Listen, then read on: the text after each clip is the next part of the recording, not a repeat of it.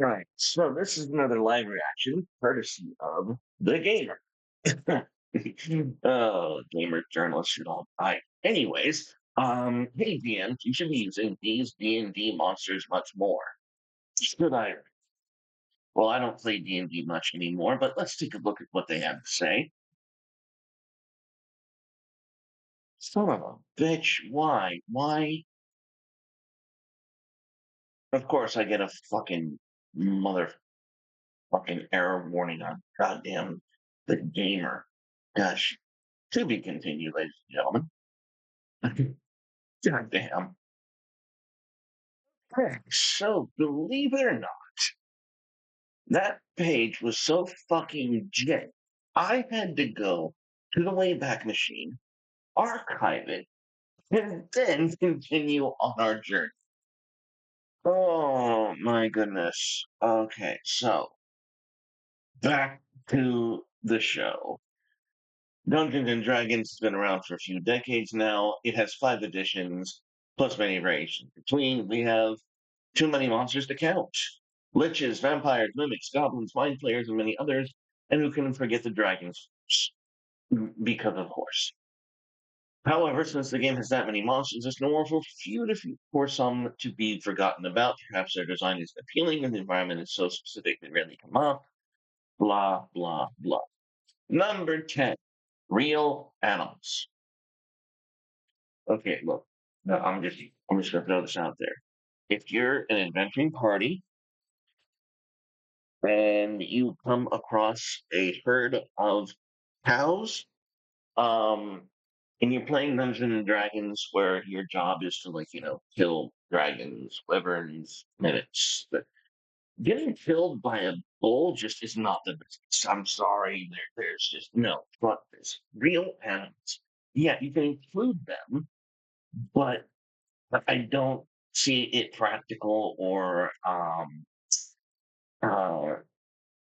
how do you say it dignified to include them. I don't think it's just no. I mean, there's no real need unless you're like it's a level one dungeon where it's giant spider. Yes, but here you have an elephant. No, we're not going to put elephants in, yeah, unless they're like war elephants, that kind of shit. Some actual legendary mythical shit. Just get the fuck out. All right, you go on. Okay, You have my attention. Between the lawful devils and chaotic demons, there's Yugo. They're not an individual monster, but rather a whole category of fiends. These evil creatures are known for their extreme greed, and they always do what's in their best interest. If you want to make a very fiend-centric campaign, no, no. See, why do you impose this faggotry upon me? I, I immediately disavow. Like, why do I need to make a fiend-centric? No, this is D&D. This is a heroic-centric campaign. But I think the third type of evil will be very interesting, especially since they can even be potential allies. So, okay, so what you're saying is a lack of representation for evil. No, fuck you. Moving on. Bedax, Orcus's favorites. Okay, if you want the Demon Lord Orcus to play a big role in your story, using a Bodak is an interesting choice. Okay, they are powerful undead with the power to frighten people who look at them. They are particularly punishing against those with poor constitution numbers due to saving throws. Their lore is intriguing too. They are people who gave up every ounce of who they were to become the perfect servants of the Lord of Undeath. Okay.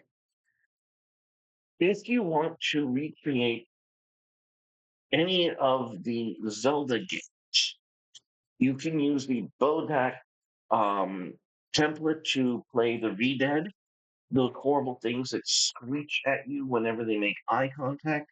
They make me freeze. They're incredibly inconvenient.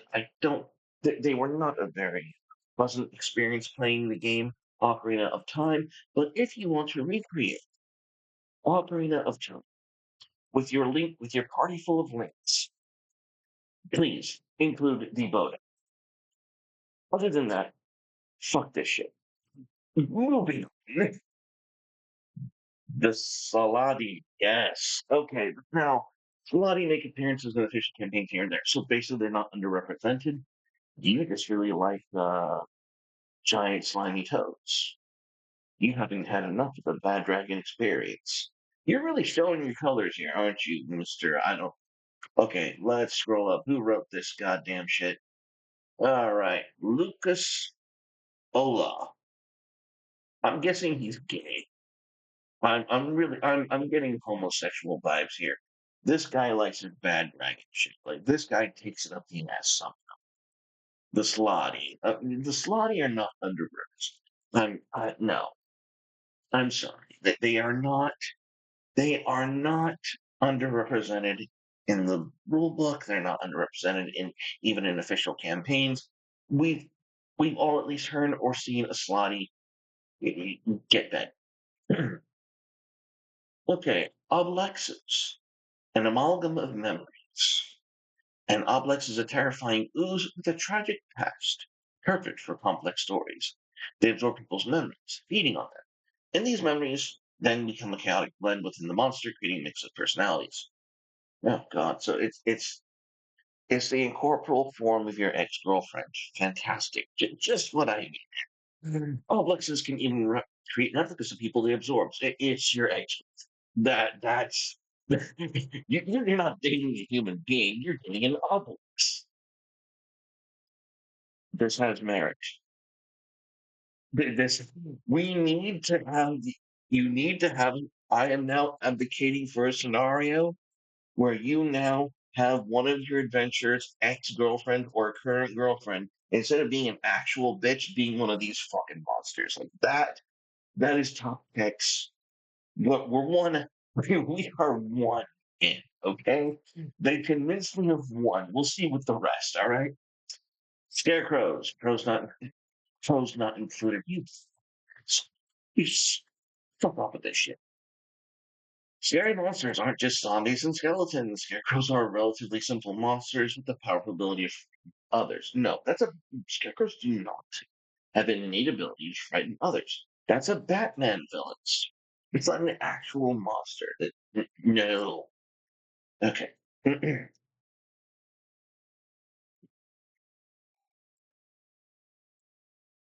I like it how these people just inflate something beyond its original intent.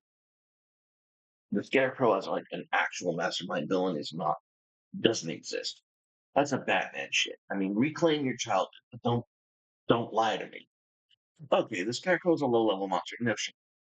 It's an artifact that's planted in a field and stuffed with animating that is worse than as a legit.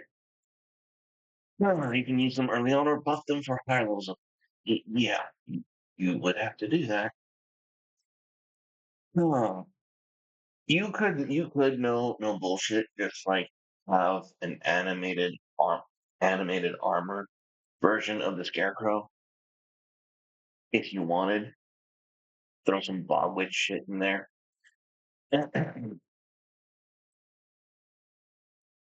Moving on, because I'm not sold on this. This is more hype than something that's actually needed. All right, so we have another. Well, this is like how would you say? What is that?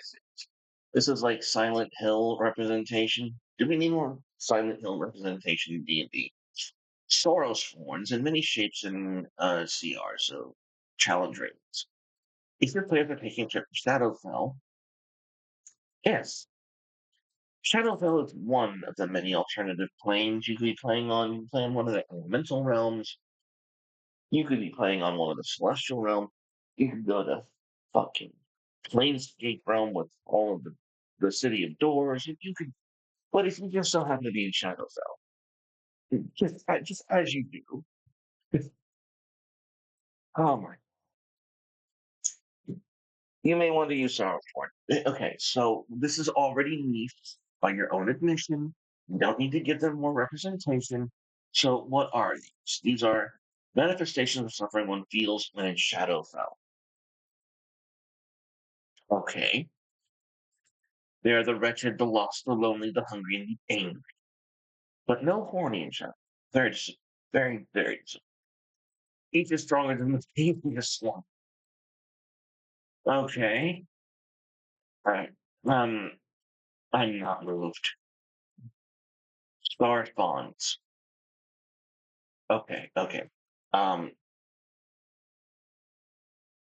wait. I need to spur out on this one because it's actually fucking offensive. Um, D&D does borrow from some Lovecraftian influence. It does take on some of um the aberrant is the creature type that they're called. They're from the um what is it? The Illithids fall in this category, Abelos fall in this category, but the most common and most popular are the Beholders, as aberrants from the far realms, as they're called, estranged, bizarre.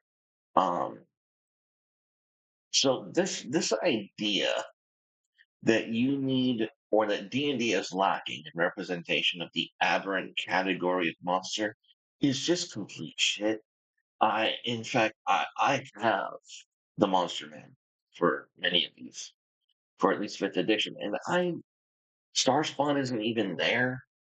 So who the like? Are you trying to sell a book? Seriously?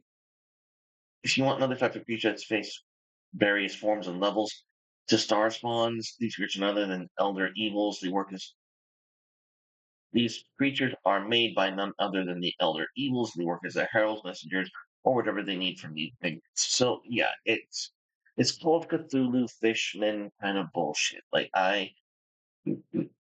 And you don't necessarily need that in D&D. Like in D&D, you have some heavy hitters. Again, Illithids, Aboleths, the Beholders. Like you don't need star spawn representation. That's just BS. Okay, the Azers flame on. We know you're flaming on. That's why you wrote this fucking article. Elementals are sometimes overlooked. Maybe because they're neutral or they're creatures that you wouldn't easily run to. Yes, yes, because this is from the plane of fire. They live in a plane of fire. You do not need to run into these motherfuckers on the way. You just don't. You just don't. Like, what would you? I mean, what? Did we discover that in the mountain that you're adventuring in, that it's not really a Balrog, it's just an Azer with the planar shift crack or crease at the bottom of the mountain that's causing the volcanic, phenomenon there. Is that if you want to do that, sure, you could. I mean, the dwarves dug too deep. They caused a rift between the physical plane and the fire elemental plane. Like, okay, sure, I can buy that. But no, we don't need these guys. Like, this is literally for something that you specifically go and look for when when it's needed. Other than that, no, fuck Darklings, the cursed lineage. Now, I'm actually this is another shadow film. Like, and Darklings are um how would you say um yeah, this is Shadowfell. This is this is something that is very highly specific, and in the D&D setting, the closest possible thing you could use them for would be for something like a super drow alternative, where